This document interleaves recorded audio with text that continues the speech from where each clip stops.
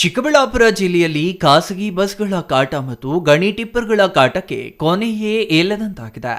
ನಿರಂತರವಾಗಿ ಜನರ ಜೀವ ಬಲಿ ಪಡೆಯುತ್ತಿದ್ದರೂ ಖಾಸಗಿ ಬಸ್ಗಳ ಆಟಾಟೋಪಕ್ಕೆ ಕಡಿವಾಣ ಹಾಕುವಲ್ಲಿ ಆರ್ಟಿಒ ಇನ್ಸ್ಪೆಕ್ಟರ್ಗಳು ಸಂಪೂರ್ಣ ವಿಫಲರಾಗಿದ್ದಾರೆ. ಮೊನ್ನೆಯಷ್ಟೇ ನಡೆದ ಖಾಸಗಿ ಬಸ್ ಅಪಘಾತದಲ್ಲಿ ಕಾರು ಸಂಪೂರ್ಣ ಸುಟ್ಟು ತಾಯಿ ಮಗ ಮೃತಪಟ್ಟ ಘಟನೆ ಮಾಸುವ ಮುನ್ನವೇ ಇದೇ ರಸ್ತೆಯಲ್ಲಿ ಮತ್ತೊಂದು ಅಪಘಾತವಾಗಿದೆ. ಶ್ರೀನಿವಾಸಪುರ ತಾಲೂಕಿನ ರಾಯಲ್ಪಾಡು ಗ್ರಾಮದ ಬಳಿ ಮಂಗಳವಾರ ತಡರಾತ್ರಿ ಅಪಘಾತ ನಡೆದಿದ್ದು, ಬೆಂಗಳೂರಿನಿಂದ ಮದನಪಲ್ಲಿಗೆ ಹೋಗುತ್ತಿದ್ದ ಖಾಸಗಿ ಬಸ್ಸು ಕಾರನ್ನ ಓವರ್ಟೇಕ್ ಮಾಡಲು ಹೋಗಿ ಎದುರಿಗೆ ಬರುತ್ತಿದ್ದ ಮತ್ತೊಂದು ಖಾಸಗಿ ಬಸ್ಗೆ ಡಿಕ್ಕಿ ಹೊಡೆದಿದೆ.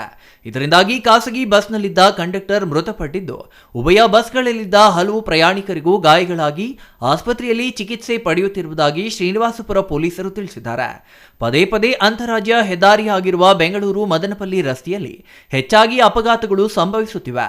ಈ ಬಗ್ಗೆ ರಾಜ್ಯ ಹೆದ್ದಾರಿ ಮುಖ್ಯ ಎಂಜಿನಿಯರ್ ಎಚ್ಚೆತ್ತುಕೊಂಡು ರಸ್ತೆಯಲ್ಲಿ ಸರಿಯಾದ ನಾಮಫಲಕಗಳನ್ನು ಅಳವಡಿಸಬೇಕು ಮತ್ತು ಆರ್ಟಿಒ ಇನ್ಸ್ಪೆಕ್ಟರ್ಗಳು ಖಾಸಗಿ ಬಸ್ಗಳ ವೇಗಕ್ಕೆ ಕಡಿವಾಣ ಹಾಕಲು ಮುಂದಾಗಬೇಕು ಎಂದು ಪ್ರಜ್ಞಾವಂತ ನಾಗರಿಕರು ಆಗ್ರಹಿಸಿದ್ದಾರೆ.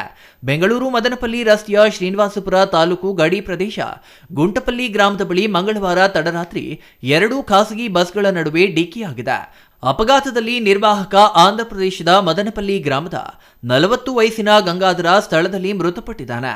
ಅಪಘಾತವಾದ ಎರಡು ಖಾಸಗಿ ಬಸ್ನಲ್ಲಿದ್ದ 15ಕ್ಕೂ ಹೆಚ್ಚು ಪ್ರಯಾಣಿಕರು ತೀವ್ರ ಗಾಯಗೊಂಡಿದ್ದು ಅವರನ್ನ ಸ್ಥಳೀಯ ಆಸ್ಪತ್ರೆಗೆ ದಾಖಲಿಸಿದ್ದಾರೆ. ಅಪಘಾತ ನಡೆದ ಸ್ಥಳಕ್ಕೆ ರಾಯಲ್ಪಾಡು ಪೊಲೀಸ್ ಠಾಣೆ sub inspector Yogesh Kumar, Srinivaspur circle inspector Shivakumar, additional SP Ravishankar, Gownipalli police ಠಾಣೆ sub inspector Ramu, Srinivasagowda police ಸಿಬ್ಬಂದಿ ಭೇಟಿ ನೀಡಿ ಅಪಘಾತದಲ್ಲಿ ಗಾಯಗೊಂಡಿದ್ದ ಜನರನ್ನ ಸ್ಥಳೀಯ ಆಸ್ಪತ್ರೆಗೆ ದಾಖಲಿಸಿ ರಕ್ಷಣೆ ಮಾಡಿದ್ದಾರೆ. GL Shankar, CTV news, Chintamani.